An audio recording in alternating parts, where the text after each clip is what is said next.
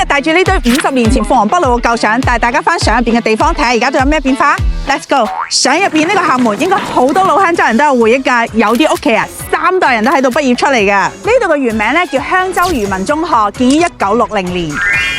舊時嘅校服仲係全白㗎。1962年更名為香洲中學，1981年改成珠海市第一中學，08年又改名為紫荊中學。依家嘅校門經過改造後，成個高端學府咁，好鬼靚。上面呢個音樂鐘，大家有冇印象呢？丹田嘅音樂鐘係從荷蘭空運翻嚟㗎，當時已經成為咗鳳凰路上嘅地標。喺2000年嘅除夕夜，呢度仲舉行嗰個千禧年倒數。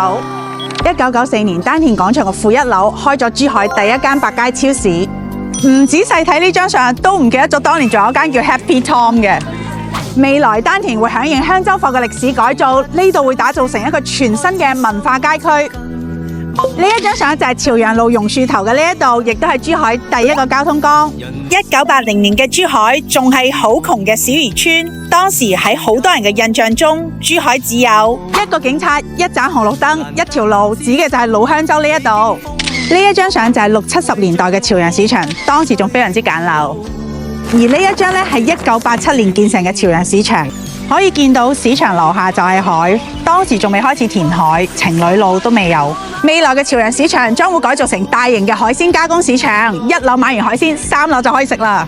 當年嘅公交 IC 卡，你哋仲有冇留低呢？90年代嘅珠海公交都係不鏽鋼凳㗎。呢種舊嘅公交站，你哋經歷過幾代？